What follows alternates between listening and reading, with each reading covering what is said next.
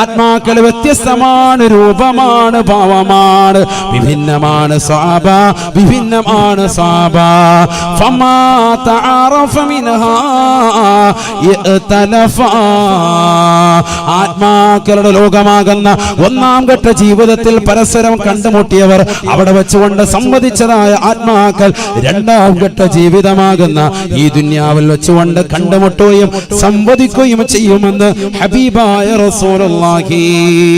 വമാ തനാകറ മിൻഹാ യഖ്തലഫാ. ഒന്നാം ഘട്ട ജീവിതത്തിൽ വെച്ചുകൊണ്ട് പരസ്പരം കണ്ടുമുട്ടാത്ത ആത്മാക്കളുണ്ടോ ഈ ദുനിയാവിൽ കണ്ടുമുട്ടുകയോ സംവദിക്കുകയോ ചെയ്യുകയില്ല എന്നും ഹബീബുന ശഫീഉന റസൂലുള്ളാഹി. അപ്പൊ അവിടെ വെച്ച് കണ്ടുമുട്ടിയവരെ ഈ ദുനിയാവിൽ വെച്ച് കണ്ടുമുട്ടും. അവിടെ വെച്ച് കണ്ടുമുട്ടാത്തവർ ആലമുൽ അർവാഹിൽ ആത്മാക്കളുടെ ലോകമാകുന്ന ആ ലോകത്ത് വെച്ച് കണ്ടുമുട്ടാത്തവർ ഈ ദുനിയാവിൽ വെച്ച് ഒരിക്കലും കണ്ടുമുട്ടൂല എന്ന് ഹബീബ് റസൂലുള്ളാഹി. എന്തിനാണ് നബി തങ്ങൾ ഇത് പറയുന്നത്? അങ്ങനെ ഒരു ലോകമുണ്ടെന്ന് ഉറപ്പിക്കാനാണ്. അല്ലെ തന്നെ ഖുർആനും ഹദീസും ഒരു വിഷയം പറഞ്ഞാൽ പിന്നെ നമ്മൾ അതിൽ സംശയിക്കാൻ പാടില്ല. അള്ളാഹും റസൂലും ഒരു തീരുമാനം പറഞ്ഞാൽ പിന്നെ അത് മനസ്സിൽ ഉറപ്പിക്കണം, ആശങ്ക വെക്കാൻ പാടില്ല. ഓ അങ്ങനെയൊക്കെ ഉണ്ടോ, എനിക്ക് ഇങ്ങനെ ഒരു ലോകം ഉണ്ടായിരുന്നു, എൻ്റെ ആത്മാവ് ഇങ്ങനെ ഉണ്ടായിരുന്നു. 1000 കൊല്ലക്കണക്കിന് വർഷം അവിടെ ജീവിച്ചിട്ടുണ്ട് എന്ന് നബിയുനാ റസൂലുള്ളാഹി. എന്താണ് നമ്മുടെയൊക്കെ ആത്മാക്കൾ എത്ര കൊല്ലം അവിടെ ജീവിച്ചു? 1000 കൊല്ലക്കണക്കിന് വർഷം ജീവിച്ചു എന്ന് ഹബീബ് റസൂലുള്ളാഹി. ആലമുൽ അർവാഹിൽ ആത്മാക്കളുടെ ലോകത്ത്. ഇതൊക്കെ വിശ്വസിക്കാൻ പറ്റുമോ? വിശ്വസിക്കണം. അപ്പോഴല്ലേ മുത്തഖി, അപ്പോഴല്ലേ മുഅ്മിൻ. സൂറത്തുൽ ബഖറ. ബിസ്മില്ലാഹിർ റഹ്മാനിർ റഹീം. അലിഫ് ലാം മീം. ദാലികൽ കിതാബ് ലാ റൈബ ഫീഹി ഹുദൽ ലിൽ മുത്തഖീൻ അല്ലദീന യുഅ്മിനൂന ബിൽ ഗൈബ് الذين يؤمنون بالغيب ويقيمون الصلاة ومما رزقناهم ينفقون. الذين يؤمنون بالغيب. അദൃശ്യ ലോകത്തെ കൊണ്ട് വിശ്വസിക്കുന്നവൻ അവനാണ് മുത്തഖി, അവനാണ് യഥാർത്ഥ മുഅ്മിൻ. അങ്ങനെ ഒരു ലോകമുണ്ടെന്ന് വിശ്വസിച്ചേ പറ്റൂ. അല്ലാഹു തൗഫീഖ് നൽകട്ടെ.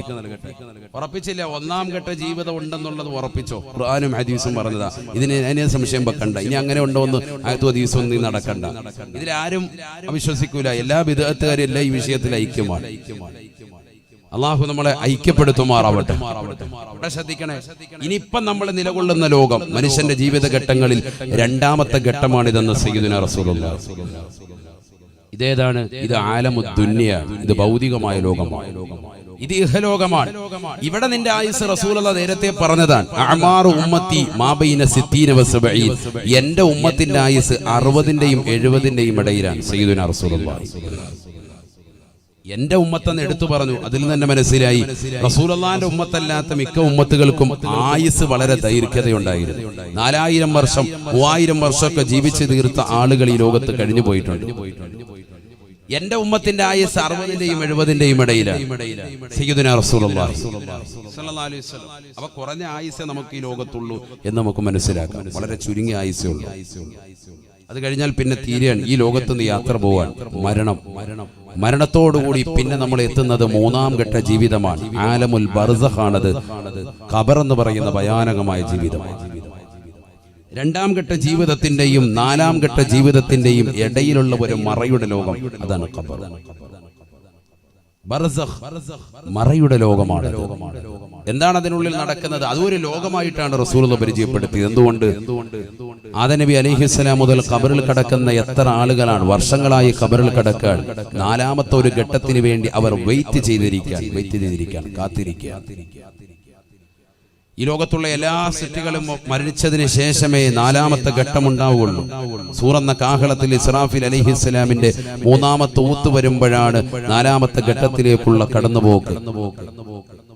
അതുവരെ അവരിങ്ങനെ ഖബറിൽ കിടക്കാണ്. നമ്മുടെ മാതാപിതാക്കൾ, നമ്മുടെ അത്ത അമ്മ കുടുംബാദികൾ പലരുമൊക്കെ ഇന്ന് ഖബറിലാണ്. അല്ലാഹുവരൊക്കെ ഖബർ സന്തോഷത്തിലാക്കുമാറാവട്ടെ. സ്വർഗീയ വിരിപ്പ് അല്ലാഹു ഖബറിൽ വിരിച്ചു കൊടുക്കുമാറാവട്ടെ. ഖാല റസൂലുള്ളാഹി സ്വല്ലല്ലാഹു അലൈഹി വസല്ലം നബിയന റസൂലുള്ളാഹി സ്വല്ലല്ലാഹു അലൈഹി വസല്ലം തങ്ങൾ ഉറപ്പെടുത്തുകയാണ് മാ റഅയ്തു മൻളറൻ ഖത്തു ഇല്ലാ വൽ ഖബറു അഫളഅ മിൻഹു. നബിയന റസൂലുള്ളാഹി സ്വല്ലല്ലാഹു അലൈഹി വസല്ലം തങ്ങൾ പറയുകയാണ്, ഞാൻ കണ്ടിട്ടുള്ളതിൽ വെച്ച് ഏറ്റവും മോശപ്പെട്ട സ്ഥലം, ഏറ്റവും ഭയാനകമായ രംഗം അത് ഖബറാണ്, ഖബറാണ്, ഖബറാണ് എന്ന് നബിയുനാ റസൂലുള്ളാഹി സ്വല്ലല്ലാഹു അലൈഹി വസല്ലം ഞാൻ കണ്ടിട്ടുള്ളതിൽ വെച്ച് ഏറ്റവും ഭയാനകമായ രംഗം ഖബറാണ്. ആരാണ് പറയുന്നത് സഹോദരാ? ഇസ്രാ മിഅ്റാജ് രാവിൽ ജിബ്രീൽ അലൈഹിസ്സലാം മുഖേന ഇതാ സ്വർഗ്ഗ നരകങ്ങൾ കണ്ട പ്രവാചകരല്ലയോ? ആ നരകത്തിന്റെ യാതനകൾ കൺമുന്നിൽ കാണിച്ചു കൊടുക്കുകയാണ്.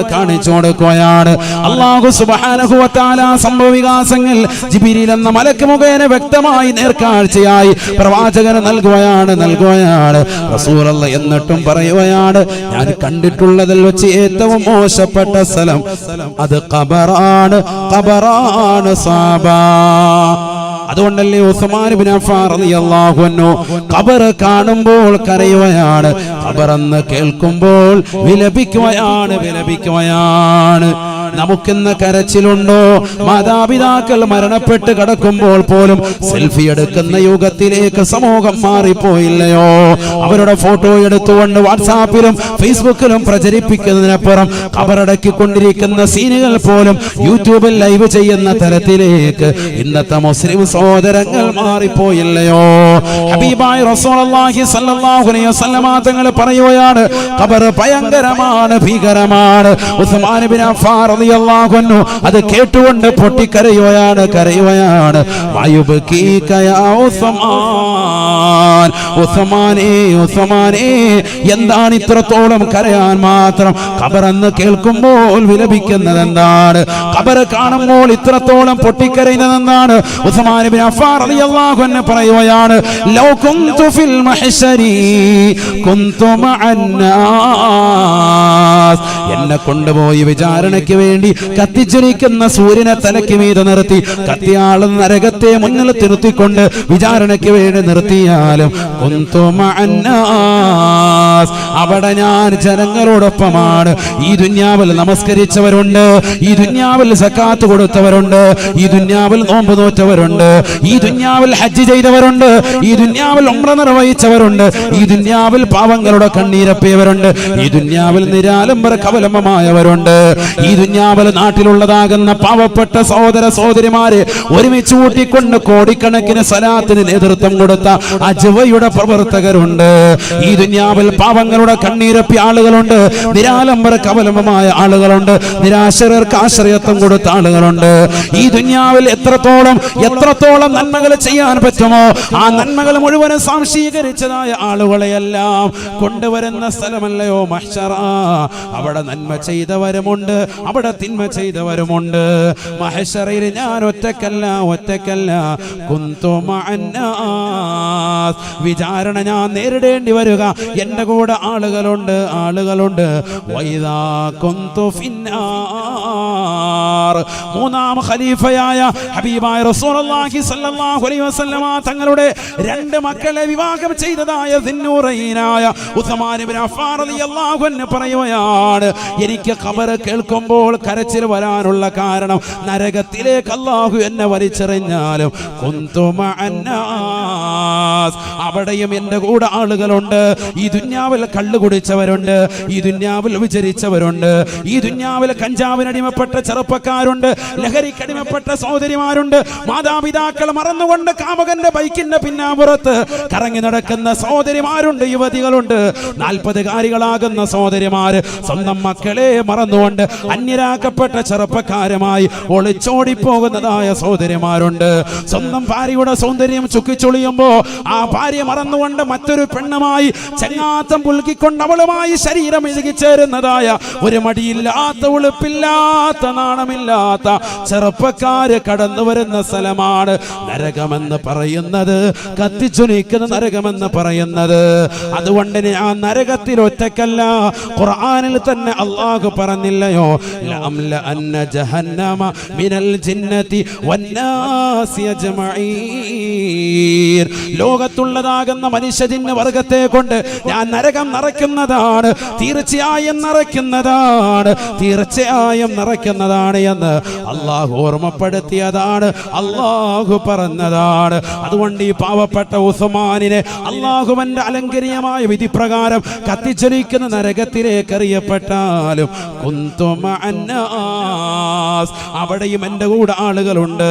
ഈ ദുന്യാവിൽ തിന്മ ചെയ്തവളുണ്ട്. മാതാപിതാക്കളെ വൃദ്ധസദനത്തിലേക്ക് തള്ളിവിട്ടതായ മക്കളില്ലയോ, മക്കളെ കൊണ്ടുപോയി അമ്മത്തൊട്ടിലേക്ക് വലിച്ചെറിഞ്ഞതായ രക്ഷിതാക്കളില്ലയോ, മക്കൾക്ക് ദീൻ കൊടുക്കാത്തതായ മാതാപിതാക്കളില്ലയോ, ദീൻ കൊടുത്തിട്ട് പോലും മക്കളെ മറക്കുന്നതായ മക്കളില്ലയോ, മാതാപിതാക്കളെ മറക്കുന്നവരില്ലയോ, ഒളിച്ചോടി പോകാൻ വെമ്പലോടുകൂടി നിൽക്കുന്ന 18-ന്റെയും 20-ന്റെയും നിറകുടങ്ങളായ യുവതികളില്ലയോ. ഇവരെല്ലാവരും എൻ്റെ കൂടെ ഉണ്ടാകും. ചുരുക്കത്തിൽ ഞാൻ മഹശറയിൽ ഒറ്റയ്ക്കല്ല, നരകത്തിലും ഒറ്റയ്ക്കല്ല, എൻ്റെ കൂടെ ആളുകളുണ്ട്, ആളുകളുണ്ട്. വലാകിൻ ഇദാ കുന്തു ഫിൽ ഖബരി ലം യകുൻ മഈ അഹദ്, ഞാൻ ആറടി മണ്ണിന്റെ ഇരുട്ടറയാകുന്ന ഈ ഭൂമുഖത്ത് നിന്നിന്റെ താഴത്തേക്ക് പോയി കഴിഞ്ഞാൽ ഒരാളും എന്നോടൊപ്പമില്ല, ഒരാൾ പോലും തുണയില്ല. എനിക്ക് ദുനിയാവിൽ കള്ള് വാങ്ങിച്ചു തന്നവൻ, ദുനിയാവിൽ എന്നെ വിചാരശാലയിലേക്ക് കൊണ്ടുപോയവൻ ബാംഗ്ലൂരിലുണ്ടടാ, ബാംഗ്ലൂരിലുണ്ടടാ, എറണാകുളത്തുണ്ടടാ, തിരുവനന്തപുരത്തുണ്ടടാ, ഡൽഹിയിലുണ്ടടാ എന്ന് പറഞ്ഞ് റെഡ് സീറ്റുകളെ പരിചയപ്പെടുത്തിയതായ വാക്കളില്ലയോ, ഒരാൾ പോലും എനിക്ക് തുണയില്ല, തുണയില്ല. ഖബറിൽ ഞാൻ ഒറ്റയ്ക്കാണ്, ഖബറിൽ ഞാൻ ഭീതിതനാണ്, ഖബറിൽ എന്നെ രക്ഷപ്പെടുത്താൻ ആരുമില്ല, ഞാൻ ഒറ്റയ്ക്കാണ്, ഒറ്റയ്ക്കാ. അതുകൊണ്ടാണ് ഖബർ കേൾക്കുമ്പോൾ കരയുന്നത് എന്ന് ഉസ്മാൻ ഇബ്നു അഫ്ഫാൻ റളിയല്ലാഹു അൻഹു. ചിന്തിച്ചിട്ടുണ്ടോ സഹോദര, കാലാമ്പൂരിലുള്ള പ്രിയപ്പെട്ട മുസ്ലിമേ, ഒരുമിച്ച് കൂടി ആയിരക്കണക്കിന് സഹോദരിമാരെ, ചിന്തിച്ചിട്ടുണ്ടോ ഖബറിനെ കുറിച്ച്? അടുത്ത സെക്കൻഡിൽ പോകേണ്ടതാണ്. നിന്റെ ഭാര്യ വരൂല, നിന്റെ ഭർത്താവ് വരൂല, നിന്റെ കൂട്ടുകാരനില്ല, നിന്റെ സഹോദരനില്ല, നിന്റെ അയൽവാസികളില്ല, നിന്റെ ബന്ധുമിത്രാദികളില്ല.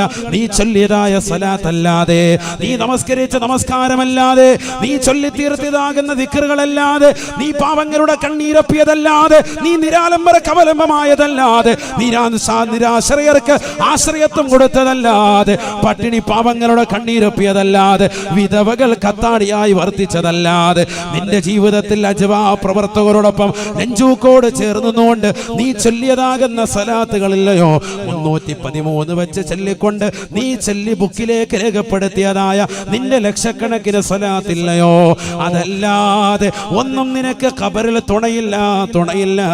ഖബർ നിസ്സാരമല്ല, ഖബർ ചെറുതല്ല, ചെറുതല്ല.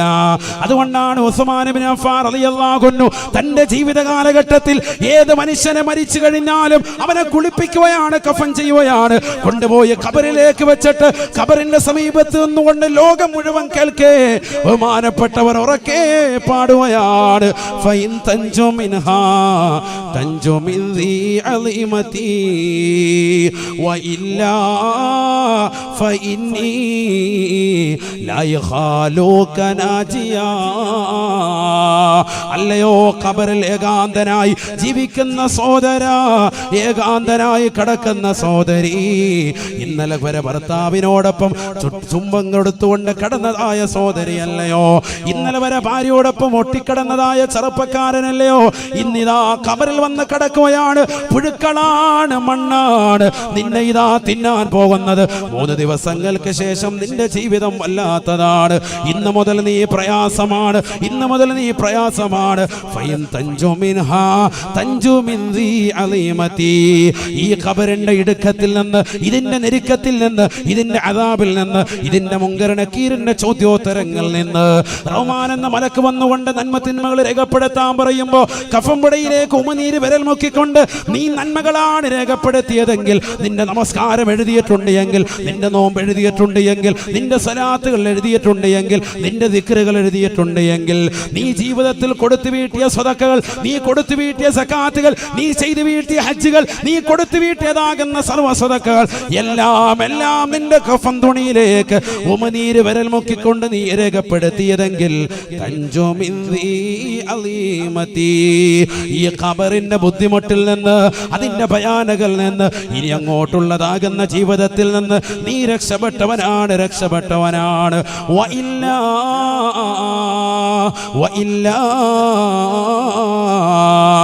ഈ ഖബറിന്റെ ഇടുക്കത്തിൽ നിന്ന്, അതിന്റെ ഞെരുക്കത്തിൽ നിന്ന്, അതിന്റെ അദാബിൽ നിന്ന്, അതിന്റെ ചോദ്യോത്തരങ്ങളിൽ നിന്ന്, മുൻകർ നക്കീർ അലൈഹിസ്സലാമിന്റെ ഭീതിതമാകുന്ന ചോദ്യങ്ങളിൽ നിന്ന് റഹ്മാൻ എന്ന മലക്ക് വന്നുകൊണ്ട് നിന്നോട് നന്മ തിന്മകൾ രേഖപ്പെടുത്താൻ പറയുമ്പോ ഉമനീര് വിരൽ മുക്കിക്കൊണ്ട് തിന്മകളാണ് കഫംപുടയിലേക്ക് എഴുതി വെച്ചതെങ്കിൽ, നീ കള്ളു കുടിച്ചത്, നീ വിചരിച്ചത്, അള്ളാന്റെ പള്ളിയിൽ നിന്ന് ബാങ്ക് വിളിക്കുമ്പോ ആ ബാങ്കിന് ഉത്തരം കൊടുക്കാതെ കൂട്ടുകാരനുമായി സിനിമ കാണാൻ പോയത്, തിയേറ്ററിന്റെ മുന്നിൽ ക്യൂ നിന്നത്, ബീവറേജിന്റെ മുന്നിൽ ക്യൂ നിന്നത്, ഒളിച്ചും പാത്തിയും കഞ്ചാവടിച്ചും കറങ്ങി നടന്നത്, ബൈക്കിന്റെ പിന്നാമ്പുറത്ത് കൂട്ടുകാരികളുമായി കറങ്ങി നടന്നത്, ബീച്ച് റോഡുകൾ രാത്രിയുടെ സമയങ്ങളിൽ നീ സജീവമാക്കിയത് എല്ലാം നിനക്ക് പ്രയാസമാണ്. ലാ യഖാലൂക നാജിയാ, നിന്നെ കുറിച്ച് രക്ഷപ്പെട്ടവനാണെന്ന് പറയാൻ ഈ ഉസ്മാനിനെ കൊണ്ട് പറ്റൂല. ഖബറിൽ രക്ഷപ്പെട്ടവനെ ഇനി അങ്ങോട്ട് രക്ഷപ്പെടൂ, ഖബറിൽ രക്ഷപ്പെടാത്തവൻ ഈ ജീവിതത്തിൽ രക്ഷപ്പെടാത്തവനാണ് എന്ന് ഉസ്മാൻ ഇബ്നു അഫ്ഫാൻ റളിയല്ലാഹു അൻഹു പഠിച്ചു വെക്കേണ്ട പാഠമാണ്. അതുകൊണ്ടാണ് റസൂലുള്ളാഹി പറഞ്ഞത്, ഞാൻ എൻ്റെ ജീവിതത്തിൽ കണ്ടിട്ടുള്ളതിൽ വെച്ച് ഏറ്റവും മോശപ്പെട്ട സ്ഥലം ഏത്? ഖബർ. സയ്യിദുനാ റസൂലുള്ളാഹി. അല്ലാഹു നമ്മളെ കാത്ത് രക്ഷിക്കട്ടെ. അല്ലാഹു നമ്മളെ കാവൽ നൽകട്ടെ. പോരാ കട്ടി പോരാ ഉറക്കെ പറയും, അല്ലാഹു നമുക്ക് ഖബർ ജീവിതം സന്തോഷമാക്കട്ടെ. എല്ലാവിധ ബുദ്ധിമുട്ടുകളിൽ നിന്ന് അല്ലാഹു സലാമത്തിലാക്കട്ടെ. അവിടുന്ന് പിന്നെ അങ്ങോട്ട് പോകുന്നത് അടുത്ത ഘട്ടമാണ്, ആലമുൽ ഹശ്റാണ്. സയ്യിദുനാ റസൂലുള്ളാഹി. നാലാമത്തെ ഘട്ടം അതാണ് ആലമുൽ ഹശ്ർ. നാലാമത്തെ ഘട്ടം അതാണ് മഹ്ശറ. സയ്യിദുനാ റസൂലുള്ളാഹി. ഭീതിതമായ ലോകമാണ് മഹ്ശറ എന്ന് പറയുന്നത്. ചെറിയ ആലമുൽ ഹശ്റ. മഹ്ശറ എന്ന് പറഞ്ഞാൽ തന്നെ പേടിക്കേണ്ടതാണ്. അള്ളാഹു നമുക്ക് അവിടെ തണൽ നൽകട്ടെ. അർശിന്റെ തണലില്ലാതെ രക്ഷപ്പെടാത്തൊരു രംഗമാണത്. അള്ളാഹുവിന്റെ തണലല്ലാതെ, അഥവാ അവന്റെ അർശിന്റെ തണലല്ലാതെ മറ്റൊരു തണലില്ലാത്തൊരു ലോകം വേറെ ഒന്നുമില്ല. നമുക്കിവിടെ ഭൂമിയിൽ ഒരു ചെറിയൊരു തണല് കിട്ടാൻ വേണ്ടി നമ്മൾ ആഗ്രഹിക്കും, ഇല്ലേ? ചൂട് വരുമ്പോൾ എവിടെയെങ്കിലും പോയി തണലത്തോട്ട് മാറി നിൽക്കും. ഇത് പകല് 2 മണി സമയത്താണ് ഇതുപോലെ പരിപാടിയെങ്കിൽ ആരും ഇവിടെ ഇരിക്കൂല, കാരണം നല്ല ചൂടായിരിക്കും. പന്തലില്ലാതെ സൗകര്യപ്പെടുത്താൻ നമ്മൾ ഇരിക്കൂല. ആലമുൽ ഹശ്ർ ചെറുതല്ല. മഹ്ശറ എന്ന് പറയുന്നത് സൂര്യനെ തലയ്ക്ക് മീതെ കൊണ്ടുവന്ന് നിർത്തിയിട്ട് വിചാരണ ചെയ്യുന്ന ഘട്ടമാണ്. 16,15,15,000 കിലോമീറ്റർ അകലെ നിന്നുകൊണ്ട് തീതുപ്പുന്ന സൂര്യനെ തലയ്ക്ക് മീതെ കൊണ്ടുവന്ന് വിചാരണ ചെയ്യുന്ന ഘട്ടമാണ് മഹ്ശറ എന്ന് സയ്യിദുനാ റസൂലുള്ളാഹി. ചൂടത്ര കാഠിന്യമാണ്. പകലൊരു പരിപാടി ഇവിടെ നടത്തിയാൽ ഒരു മനുഷ്യനില്ല എന്ന് ഞാൻ പറഞ്ഞു.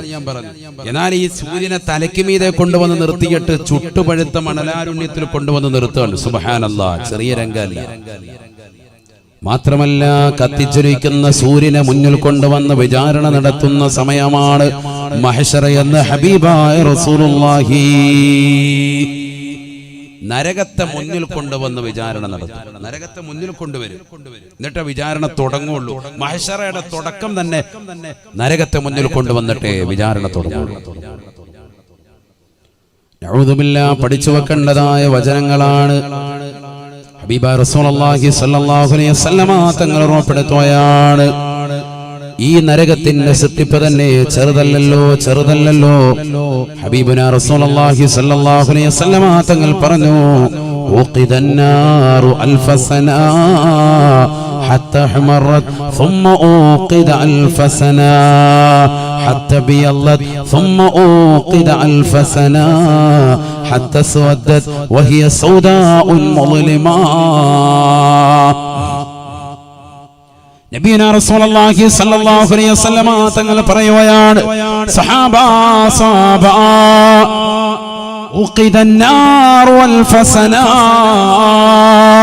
അല്ലാഹു സുബ്ഹാനഹു വ തആല നരകത്തെ 1000 വർഷം നിരന്തരമായി രാവും പകലും അല്ലാഹു കത്തിച്ചുവത്രേ.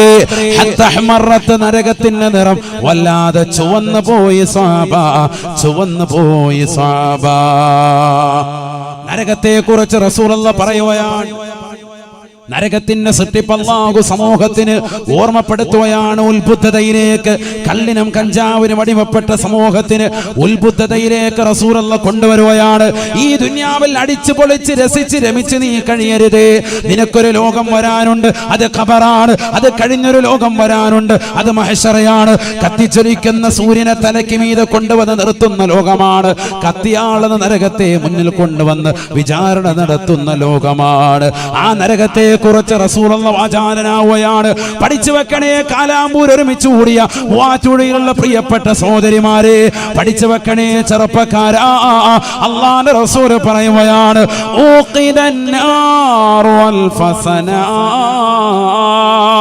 നരകത്തെ 1000 വർഷം രാവും പകലും നിരന്തരമായി അല്ലാഹു കത്തിക്കുകയാണ്, കത്തിക്കുകയാണ്. ഹത്താ ഹമറത്ത്, നരകത്തിന്റെ നിറം വല്ലാതെ ചുവന്നു പോയി സഹാബ, ചുവന്നു തൊടുത്തു സഹാബ. ഹബീബായ റസൂലുള്ളാഹി സ്വല്ലല്ലാഹു അലൈഹി വസല്ലമ തങ്ങൾ പറയുകയാണ്, വീണ്ടും 1000 കൊല്ലം കൂടി അല്ലാഹു നരകത്തെ കത്തിക്കുകയാണ്. 1000 കൊല്ലം രാവും പകലും നിരന്തരമായി കത്തിച്ച് ചുവന്നു തൊടുത്ത നരകത്തിന്റെ കത്തിക്കൽ അല്ലാഹു നിർത്തുന്നില്ല. വീണ്ടും 1000 കൊല്ലം കൂടി അല്ലാഹു കത്തിക്കുകയാണ്. ഹത്താ ബിയല്ലത്ത്, നരകത്തിന്റെ നിറം വല്ലാതെ വെളുത്തു പോയത്രേ. നിർത്തുന്നില്ല, നിർത്തുന്നില്ല.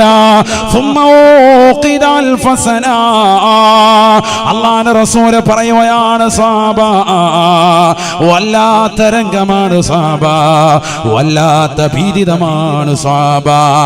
1000 വർഷം നിരന്തരമായി കത്തിച്ച് ചുവന്നു തൊടുത്ത നരകം, വീണ്ടും 1000 കൊല്ലം കൂടി കത്തിച്ച് വെളുത്തു പോയ നരകം. ആ നരകത്തെ അല്ലാഹു കത്തിക്കൽ നിർത്തുന്നില്ല. രാവും പകലും നിരന്തരമായി കത്തിക്കുകയാണ്. വീണ്ടും 1000 കൊല്ലം കൂടി കത്തിക്കാൻ പറയുകയാണ്. 3000 വർഷം നിരന്തരമായി രാവും പകലും അല്ലാഹു കത്തിക്കുകയാണ്.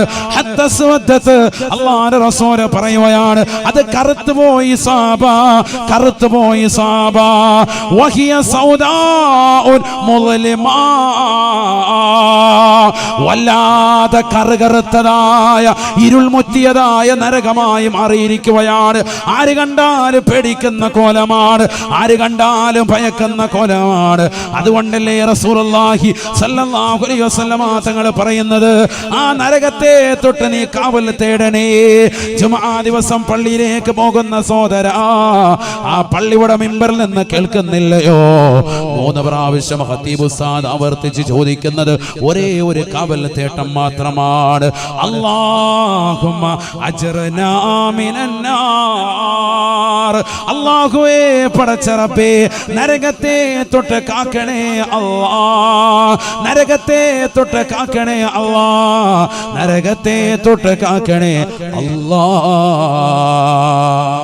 കാരണം നരകം ഒരു ചെറിയ വിഷയമല്ല, നരകം ഒരു ഭീതിതമായ ലോകമാണ്. നബിയനാ റസൂലുള്ളാഹി സ്വല്ലല്ലാഹു അലൈഹി വസല്ലമ തങ്ങൾ പറയുകയാണ്, നീ മനസ്സിലാക്കിയതുപോലെ 2 വിറകുകൊള്ളികൾ ചേർത്ത് വെച്ചുകൊണ്ട് കത്തിക്കുന്നതായി നരകത്തെ നീ കാണരുതേ, നരകത്തെ നീ മനസ്സിലാക്കരുതേ. അബൂ ഹുറൈറ റളിയല്ലാഹു അൻഹു നിവേദനം ചെയ്യുന്ന ഹദീസിൽ കാണാം, വലൗ ജുമിഅ ഹതബുദ് ദുനിയാ കുല്ലിഹാ, വലൗ ജുമിഅ ഹതബുദ് ദുനിയാ കുല്ലിഹാ ലകാന الجزء الواحد من أجزاء ജസാഇ ജഹന്നമ. നഊദു ബില്ലാഹ്, നഊദു ബില്ലാഹ്. അല്ലാഹുവിന്റെ റസൂൽ പറയുകയാണ്, സ്വഹാബ, ലോകത്തുള്ള മുഴുവൻ വൃക്ഷലതാദികളും സസ്യലതാദികളും മുഴുവനും മുറിച്ചെടുത്ത് അത് കഷ്ടമാക്കി അത് വിറകൊള്ളികളാക്കി അതൊരു മരുഭൂമിയിലിട്ടുകൊണ്ട് നീ കത്തിച്ചാലും ലോകത്തുള്ള മുഴുവൻ വൃക്ഷലതാദികൾ, മൂവാറ്റുപുഴയിലെ വൃക്ഷലതാദികൾ മാത്രമല്ല, എറണാകുളം ജില്ലയിലെ വൃക്ഷലതാദികൾ മാത്രമല്ല, കേരളം എന്ന കൊച്ചു സംസ്ഥാനത്തിലെ വൃക്ഷലതാദികൾ മാത്രമല്ല, ഇന്ത്യ എന്ന ജനാധിപത്യ രാജ്യത്തിലെ വൃക്ഷലതാദികൾ മാത്രമല്ല, ലോകത്തുള്ള ആമസോൺ കാടുകളടക്കമുള്ളതായ ഏതൊക്കെ മുഴുവൻ വൃക്ഷലതാദികളുണ്ടോ സസ്യലതാദികളുണ്ടോ അതെല്ലാം ഒരുമിച്ച് കൂട്ടിയിട്ട് കത്തിച്ചാലും ലകാനൽ ജുസ്ഉൽ വാഹിദു മിൻ ജസാഇ ജഹന്നമ. ജഹന്നമിലേക്ക് ചേർത്ത് നോക്കിയിട്ട്, നരകത്തിലേക്ക് ചേർത്ത് നോക്കിയിട്ട് അത് ചെറുതാണ് ചെറുതാണ് ചെറുതാണ്, 100-ൽ 1 ഭാഗം മാത്രമാണ് നരകമെന്ന് നീ കരുതണേ എന്ന് ഹബീബുനാ ശഫീഉനാ റസൂലുള്ളാഹി സല്ലല്ലാഹു അലൈഹി വസല്ലം. ലോകത്തുള്ള മുഴുവൻ മരങ്ങളും മുറിച്ചിട്ടിട്ട് കത്തിച്ചാലും നരകമാണോ നീ കണക്കാക്കുന്നത്? നരകത്തിലേക്ക് ചേർത്ത് നോക്കിയിട്ട് അതൊരു ചെറുതാകട്ടോ, 100-ൽ 1 കേട്ടോ, ബാക്കി 99 നീ ചിന്തിച്ചതിനപ്പുറമാണെന്ന് സയ്യിദുനാ റസൂലുള്ളാഹി. മനസ്സിലായിക്കോ? അപ്പൊ നരകം എന്ന് പറഞ്ഞാൽ എന്താ? ഈ ഒരൊറ്റ ഹദീസ് മതി അതിന്റെ ഭാഗം ക്ലിയർ ചെയ്യാൻ. നീ മനസ്സിലാക്കിയതിനപ്പുറമാണെന്ന് കരുതാൻ. ഈ കരുതുന്ന 2 വിറകുകൾ കയറ്റി വെച്ചിട്ട് താത്ത അതിനകത്ത് ഇട്ടിട്ട് കുറച്ചേരം ഇട്ടിട്ട് പുഴുങ്ങിട്ട് വിടും. അല്ല, അല്ലാഹു നമ്മളെ കാക്കട്ടെ. നരകം എന്ന് പറഞ്ഞാൽ നിസ്സാരമല്ല, ചെറിയ കാര്യമല്ല. നബിയുനാ റസൂലുള്ളാഹി സ്വല്ലല്ലാഹു അലൈഹി വസല്ലമ തങ്ങൾ പറയുകയാണ്, നരകത്തെ നാളെ മഹ്ശറിലേക്ക് കൊണ്ടുവരും. അത്രേ, മഹ്ശറിലേക്ക് കൊണ്ടുവരും. അതിനുവേണ്ടി അല്ലാഹു സുബ്ഹാനഹു വ തആല ജിബ്രീൽ അലൈഹിസ്സലാമിനോട് പറയും, ജിബ്രീലേ നീ പോ, യാ അല്ലാഹ്, പോയിട്ട് മാലിക് എന്ന മലക്കിനോട് പറയും, നരകത്തെ കാക്കുന്ന മലക്കിനോട് പറയും, നരകത്തെ കൊണ്ടുവരാൻ വേണ്ടി പറയും. സമയമായിട്ടുണ്ട്, വിചാരണ തുടങ്ങാൻ പോവാണ്. 4ാമത്തെ ഘട്ടം തുടങ്ങണമെങ്കിൽ ആര് വരണം? നരകം കൂടി വരണം. സയ്യിദുനാ റസൂലുള്ളാഹി. ഇത് ചെറിയ കാര്യമല്ല. അതുകൊണ്ട് നരകത്തെ തൊട്ട് കാവലത്തേട്ട ഇല്ലാത്ത സ്ഥലം എവിടെയാണ്? إن في خلق السماوات والأرض واختلاف الليل والنهار لآيات لأولي الألباب الذين يذكرون الله قياما وقعودا وعلى جنوبهم ويتفكرون في خلق السماوات والأرض ربنا ما خلقت هذا باطلا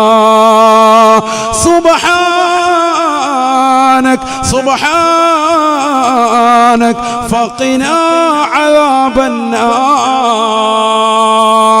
രാവിലെ പ്രഭാതത്തിൽ എഴുന്നേറ്റുന്ന മനുഷ്യൻ ആയിരിക്കുന്ന കട്ടിലിരുന്നുകൊണ്ട്, വിരിപ്പിലിരുന്നുകൊണ്ട് ഓതേണ്ട സൂക്തമാണ്. അവസാനമായതിൽ പറഞ്ഞു നിർത്തുന്നത് ഫഖിനാ അദാബന്നാർ, നരകത്തെ തൊട്ട് കാക്കണേ അല്ലാഹ്, നരകത്തെ തൊട്ട് കാക്കണേ അല്ലാഹ്.